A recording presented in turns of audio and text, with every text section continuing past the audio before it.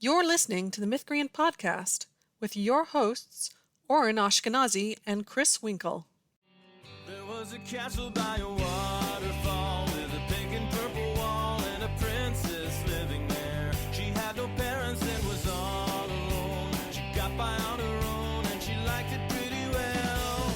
'Cause she never wore socks. She had a pet snake.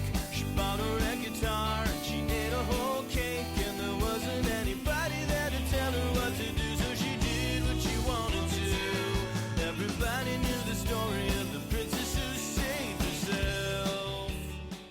Welcome to the Mythcreants Podcast. I'm Chris. And I'm Oren. Oren, I don't know if I can podcast on. The tech companies are stealing all of our content. Google is stealing all of the web traffic. And you're leaving for law school. I think I'll just lay down in the pit of despair. Ooh, are you having a dark night of the soul? I don't know. Maybe my soul likes the dark. Could be very dark. But fiction has taught me that when, things seem really bad, they're about to get better. That's how fiction works. So probably it's fine, actually. I wouldn't worry about it too much. Well, I do have to admit, it is getting a little bit boring in the pit of despair, since I am just, curled up doing nothing. So maybe you should just give me an inspiring speech so I regain hope, and then I can get out of the pit of despair. Oh boy, an inspiring speech, huh? Yeah, and remember, you have to start with a speech that's sounds really bad, so I can be like, Oren, and then it's suddenly corrects itself into a good speech. That's how story speeches work. Okay, have you considered that Meta is being sued by a bunch of porn companies for scraping all of their video files? Doesn't that make you feel better? It makes me feel better. Yeah, I mean, that would be great. No idea if they're going to win, but they did just survive a motion to dismiss, which is cool. Yeah. I mean, for me, the thing about that lawsuit is it looks like it might hinge a lot on them pirating the porn, which, again, that's definitely better than nothing, but I really think they need to be, pay for the training data, for stealing training data, even if it didn't involve pirating files. And I may, as a person with content online that you can read for free, may have a vested interest in this. Yeah. Any case, I think we have climbed out of our pit of despair. Yeah, see, now we're back in the fight. So, yeah, we're discussing low points, aka Dark Night of the Soul. In the hero's journey, there's the ordeal, I think it's called, or sometimes people call it a all is lost moment. It's really funny that this thing is so, people have different terms, but it's so widespread. And my theory is that it tends to be a favorite of pseudostructures, right? Which we are called when people give you a structure that is not really story structure, like the hero's journey. It's mostly just vague inspiration.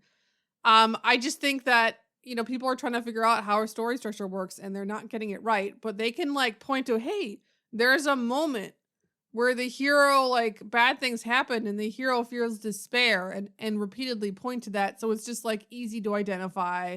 Also, it's dramatic and people like dramatic things.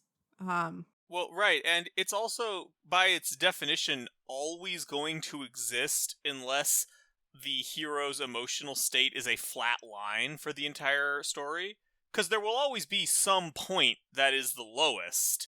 And if you don't really care about how useful this concept is, you can always just point to it and be like, yep, there it is. That's the lowest point. The low point in Star Wars is when Luke is sad because Obi-Wan died.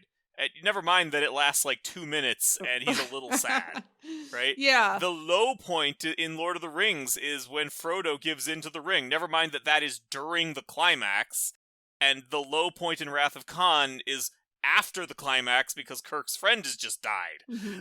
So, there is always a low point somewhere in that some point in the movie has to be the main character's lowest emotional point.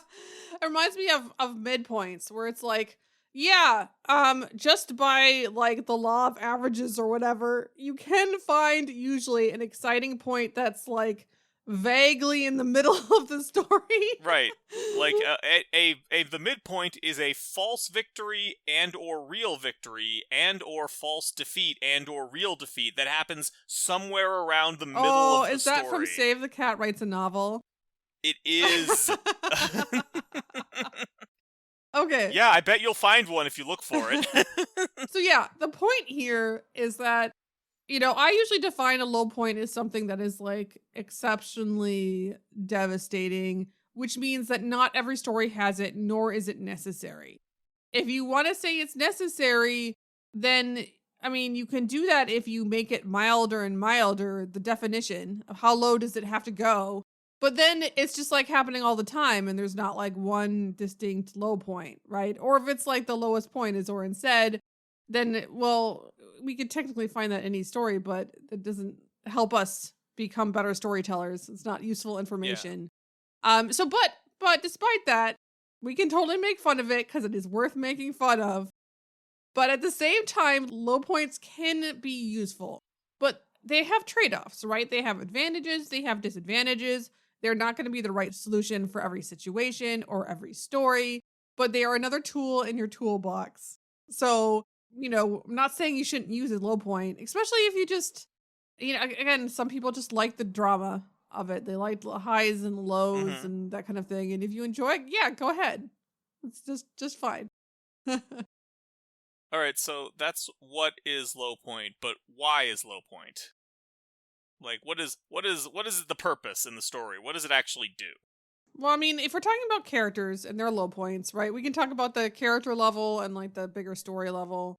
For a character level, if we specifically want a character, because like you could also, again, depending on how you define a low point, you could define a low point in any specific plot arc in your story, which will have multiple, or for any specific character, right? But if you're specifically like, I want this character to have a low point, usually there's a couple things you can do. One, maybe you just want to push the character to change. And so like in their character arc, often they have to learn a lesson of some kind. And one way to teach them lessons is to have them do the wrong thing and then suffer for it, for instance. Or maybe they just need a little like whip crack to actually do something a little more desperate or radical, right? Yeah.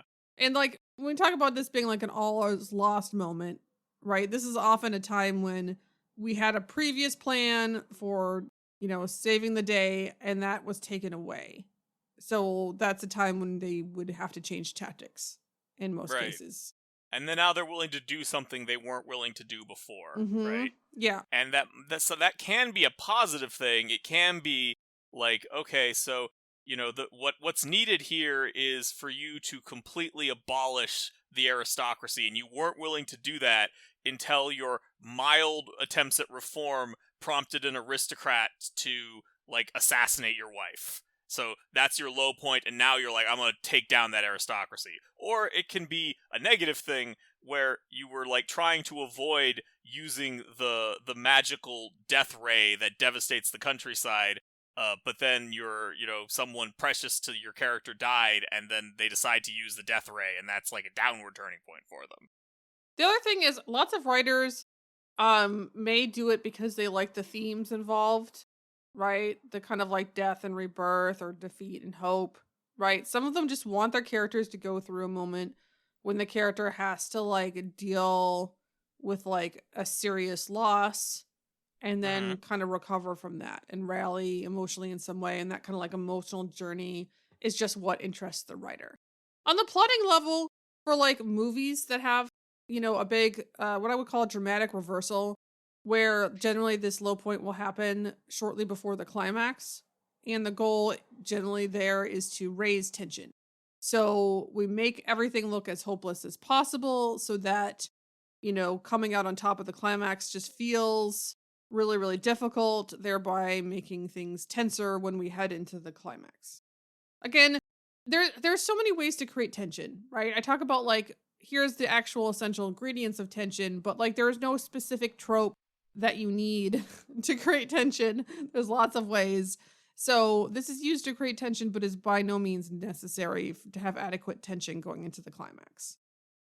Yeah, and this is another case where the thing that pseudo-structures often call the low point or the dark night of the soul or whatever is just a result of the fact that you want tension to be highest at the climax, and a way to create tension is often to make the situation much worse.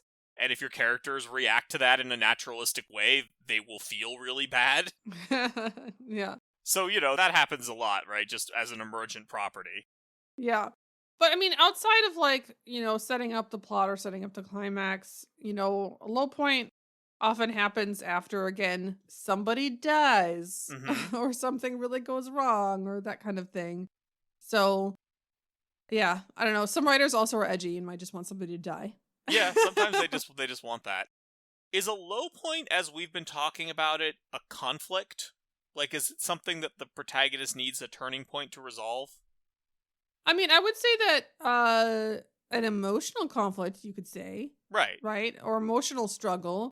But it's not the problem is it's not typically a very exciting conflict. Right. What I'm thinking is like, okay, is it going to be unsatisfying if we set up, this tragedy and the protagonist is in despair and then they fall asleep despairing, and after a night's sleep they wake up and decide, okay, well, everything sucks, but I have to fight anyway. Is that going to be disappointing because they just kind of got over it? Or do I need a more of a clear, this is how they moved past it moment? Well, it's definitely an arc, right? So we can split the plot up into child arcs, right? So if their hope seems lost and the protagonist is giving into despair, which is common in these low points. I feel like if you had a low point where something bad happened and then the character doesn't, as we said, pseudostructures will define these really broadly. Right. To try to see, our structure is totally valid. All of these stories fit it. And they'll be like, oh, that could be kind of a dark night of the soul. Yeah, sure. as long as, you don't care about it meeting most of the requirements, absolutely. Yeah, but I think for me, something that I would actually call a low point is devastating enough that your hero is going to have an emotional reaction. And depending on how it's framed, it can be different ways. It could be the protagonist is just, giving into despair. And that's a problem, right? It's a problem that would start a child arc, and we would expect them to earn the solution to that problem just like for any other arc. Or if we're thinking more about the plot outside of just what the character is going through, and what often happens here is we kind of eliminate the path to victory. That's also an issue that has to be resolved. And again, whenever you have a plot arc start like that because you present a problem, generally the hero is going to have to earn that solution. So, but depending on what your goals are, a lot of people might want to do a deep, emotional soul searching there, hence why the Dark Night of the Soul label. Yeah. But this, you could have a prior achievement turning point where the character earlier helped somebody else, and then in this moment, this person comes back and reminds the hero of what they accomplished, right? So the hero is just, basically benefiting from earlier good deeds that they did, and that way it's still earned, but they don't necessarily have a big emotional struggle. Right. A prior achievement turning point feels pretty natural as a way to resolve this low point arc. This is where you would have, maybe another character who your protagonist has been helping out, lend emotional support, something like that. Although lending emotional support could also be part of the protagonist, resolving it themselves, right, as an emotional resolution. Yeah, you could definitely have somebody say something and then the hero has just kind of a realization. Yeah. Right. Or, something else that this is worth it or whatever have you. But yeah, you wouldn't just want to shrug it off.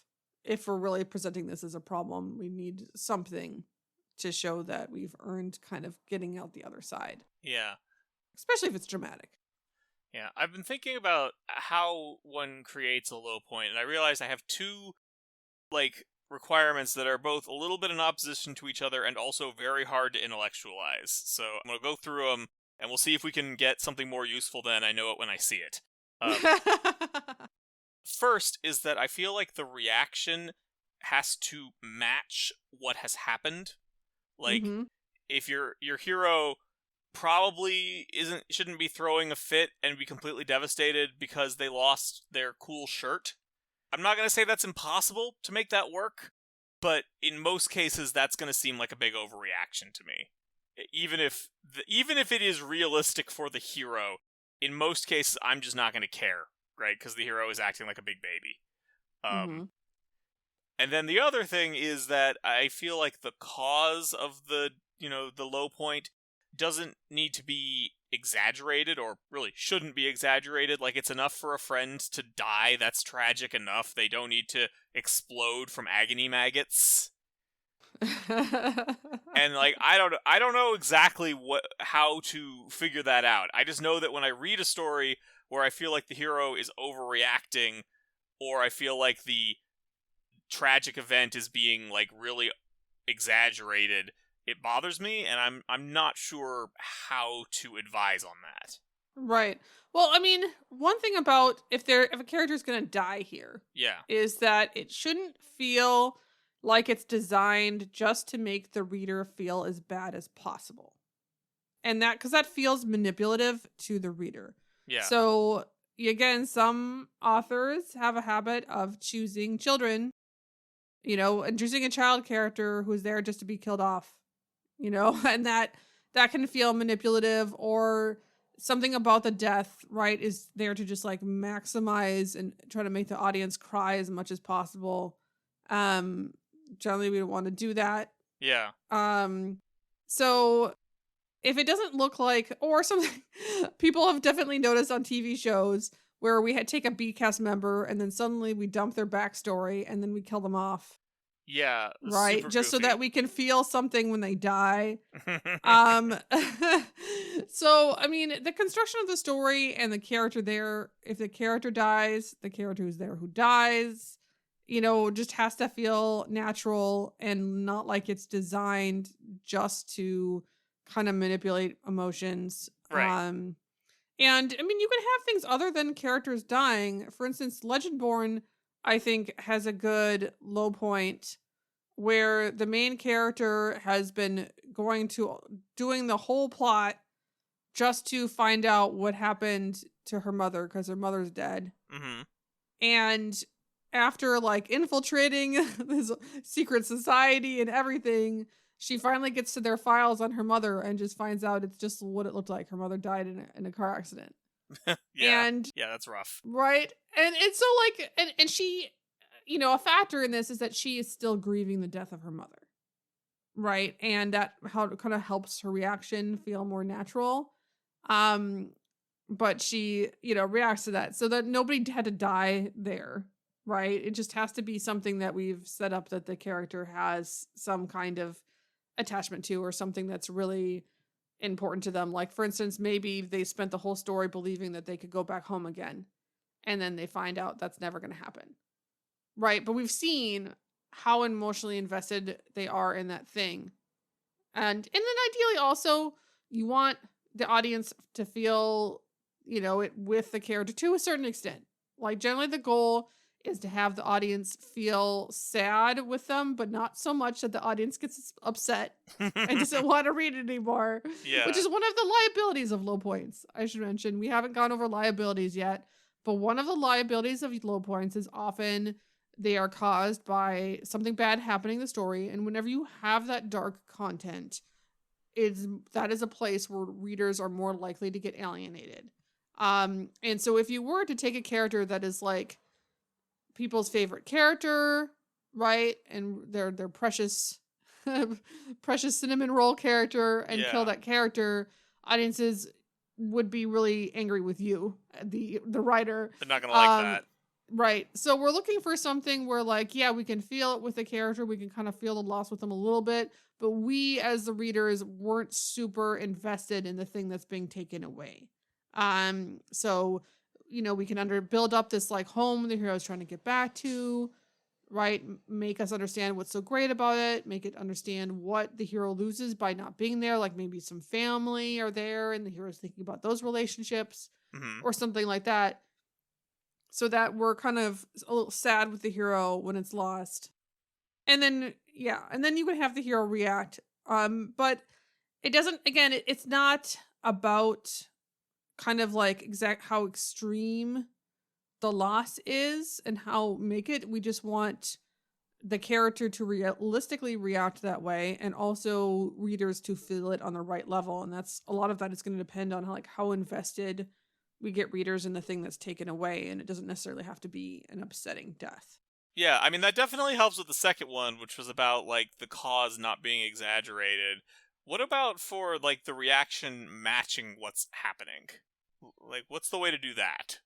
Well, I think that having the emotional reactions at the right level is just something that many writers have to practice and get better at in general. Ugh, practice? I hate it. So, like, if we now encountered both writers who have a problem with melodrama, right, where they just, emotions are too much everywhere and we're making what seems like a normal everyday scene into something that is like a crisis, right, which is too much, or writers who go around making things that should be exciting or engaging and feel like they're kind of shrug worthy, oh, this is just another day, this is just another moment in my life, right, who just don't have enough emotion in there. And for some people, they have to get that balance right. But usually, like, if we're talking about exactly how do I configure the hero's reaction, I mean, but I will say there are some behaviors that are really over the top and you should almost never use, like howling. Yeah, they probably shouldn't howl. Probably shouldn't howling. Moaning doesn't often have exactly the right connotation. Nah. Right? So, like, if you're like, oh no, this is a super tragic moment, how does my hero react? Right? It's not like screaming and only use shrieking if you want the image to be grating. And maybe you do. Some people ugly cry, right? Like, sometimes the reaction to grief is ugly.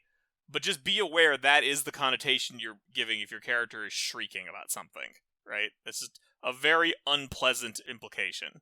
Yeah, and women don't shriek all the time, just in case anybody, or scream. Yeah, who is shrieking also matters. Yeah, I mean, screaming is just an interesting thing. We could talk a lot more about screaming, but it's probably not the type of emotion we're talking about in this. Yeah. So, yeah, I mean, getting that right. But, when somebody dies, I mean, you can think in your life, when's the last time that somebody who was important to you died? Right? You probably cried. You probably didn't howl. Probably not. Sometimes just anchoring it to like, okay, what is a similar thing that's happened to my life? What was my reaction to that? Can help you get like a baseline for what is realistic for people reacting. But I also think there's just a level of people have to learn to add more emotion or take emotion away sometimes too. Shall we talk about the downsides more? Because you mentioned one, which was that your readers might hate you. Yeah, readers might hate you. So anytime we're doing something that is like something bad happens in the story, which again usually precedes a low point. So we had something could be upsetting. Another thing that can happen is frustration. And frustration happens when readers are screaming at the main character to not do that and they do it anyway. Yeah. Or to like, can you just get up and do something? And this happens because readers are actually very invested in the story, which is good. Yeah. Right? It's just like somebody looking at a sports game and being like, just pass the ball. Just pass it. I'm not actually a sports person, but I'm pretty sure sports fans do that. So, if we have a hero make a mistake and and the audience are really invested in this arc going well, okay? And they can see that the hero's choice is going to lead to bad things. And the hero does it anyway. They can get very, very frustrated. It will make them like the hero less. It will make them enjoy the story less. And that can be a tricky one. And sometimes if you have like a character arc and you want your hero to do something wrong, the best you can do is try to make the thing that the hero did wrong. One option is to make it a little bit milder. Like sometimes people do things that are only a little wrong, but then it causes a much bigger consequences. Right. So, and that's a common thing you would do. Like, oops, I forgot to lock the door, or I forgot to close the gate, but then the animals got out, and that led to tragedy. Right. For example, I copied an order for an unjust execution, and therefore I am responsible for that execution happening, and everyone can, dump on me for the whole story. No. Thank you, No. Raven Scholar. So you can try to make it milder and then just give it outsized consequences, or you can just try and make it more understandable, right? So if the audience better understands the character and why the character made this choice and sympathizes with them, yeah, that also like makes it easier. Or maybe they don't know it's a mistake. Maybe they're like, oh yeah, that seems like the right thing to do. Then of course you need to make it believable that it wasn't, and not just like contrive. Like, oh, the based on it, information the character didn't know and couldn't predict. This is arbitrarily the wrong thing to do. Right. It's like, obviously I need to cross the river to go put out that fire. So then like, I should have known that today was going to be the day the bridge collapsed. All of it's my fault. That sort of thing. Yeah.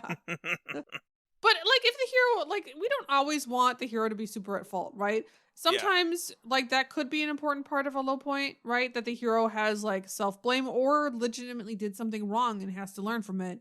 But depending on your low point, it may be just like the hero has an issue where they don't feel like they can do anything right, and they are blaming themselves for things that are not their fault, right? You can have situations where you want a low point that's not like, super blameworthy for the protagonist. Mm-hmm. Too, that can happen. And so something where, I took a little bit of a risk and it turned out bad for me, but it could have turned out well and it was still the right decision. But now I hate myself for it, right? Yeah. That could be a situation that you would have. And that would certainly be less frustrating for readers, because that when they saw the hero make that decision, it was a reasonable decision to make. Mm-hmm. And then the other big one, see with these low points a lot, despite the fact that they are often used to create tension, they also destroy tension. Oh? Yes. Do tell. Because tension relies on hope. Rebellions are also built on hope. Yeah, so tension is like a motivating emotion. Mm-hmm. And it motivates us to do something, like turn the page, for instance. Yeah. And so it feels like, the thing is simple and we don't really need to put any effort to do anything, then that's no tension, not motivating. But also, if it feels like anything we do is pointless and nothing's going to make a difference, that is also not motivating. And that also kills tension. That's and true. so generally, when we have an all is lost moment, that's kind of like by definition not tense. Yeah. Right? And the tension will recover later after the hero like finds a new path to success, regardless of how tenuous it is. Mm-hmm. And that's the point where we can get more tension out of it. But like in the moment itself of despair itself, also a lot of times, again, heroes have given up. They're not like doing anything, which is not particularly interesting. So that's the kind of thing where like it's important not to make these last too long. Yeah. It also occurs to me that you can preempt the problem of it seeming like the conflict is now impossible to win by having the low point be caused by something more personal. Like, again, we keep going back to a friend dying. Surely it could be something else, but a friend dying doesn't necessarily mean it's impossible to defeat the big bad. And at that point, the hero giving into despair can actually generate its own tension. Because, like, well, if they give in to despair, we're definitely not beating the big bad, right? Right. Or if the hero, for instance, was doing this in hopes of finding a way home, that has been taken away, but there's still a big bad to defeat. Right, exactly. Right, but now the hero's like curled up in a ball. Yeah, you could do something like that so that, if it's not your like through line where all hope is lost, if it's some other arc, then you could still have tension. But in some cases, just keep it, in mind that there won't be tension in an arc where there is no hope, right?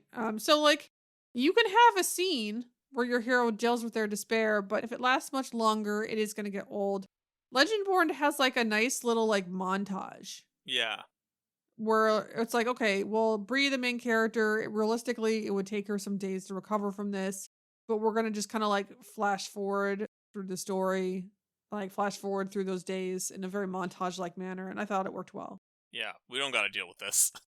She does, but not us. She's going to take days. Let's not take days reading this. I do have one final question, which fits since we're coming up on the end of the episode. Do we feel like the, post-climax low points are filling a different role than what we've been talking about? Like, I mentioned in The Wrath of Khan, when, Kirk feels really awful because he finds that Spock has died, or in Empire Strikes Back, when Luke has lost to Vader and is hanging out from the end of this dangly bit below Cloud City. Those, colloquially you could call those low points, but they might be doing something else because, like, the main action of the story is already over at that point. Yeah, I mean, those are tragic resolutions. Mm-hmm. So that's like if the arc, when the through line ends badly, is generally what those are. And so that's, I mean, you could call it a low point, I suppose. But generally what often happens when you have a story that just has an unhappy ending instead of a happy ending, like the hero fails, is oftentimes storytellers like to lift the mood a little bit at the end by adding a little bit of hope. Yeah. Right? Little bit of hope or just something positive at the end. And so that may look pretty similar to a low point and, coming out of a low point, especially if it's like, the Empire Strikes Back. Well, it's in the middle of a trilogy. So the whole story there is like 3 movies. So stories are fractal. What's the difference? Right? There may not really be much difference there. And even in the middle of the story, a low point typically happens when this, hero fails an arc at some kind. So I guess when you think about it, it's kind of the same thing, just at different scales. Yeah. All right. Well, that answered my question. And I think with that, we can go ahead and end the podcast. You can help us out of our low point by becoming a patron. It does really make our day when we see a new person has decided to support us. Just go to patreon.com/mythcreants.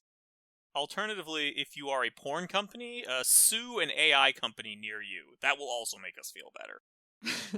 Before we go, I want to thank a couple of our existing patrons. First, there's Eamon Jaber. He's an urban fantasy writer and a connoisseur of Marvel. Then there's Kathy Ferguson, who's a professor of political theory in Star Trek. We shall talk to you next week.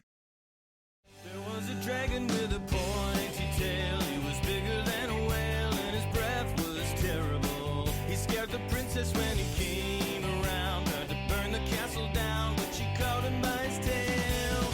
Then she tied him to a tree so the dragon couldn't fly. She told him he was mean, and it made the dragon cry. When he finally apologized, she offered him some tea. He accepted it graciously. Now he visits every weekend with the princess who saved herself. This has been the Mythcreant Podcast. Opening closing theme, The Princess Who Saved Herself by Jonathan Colton.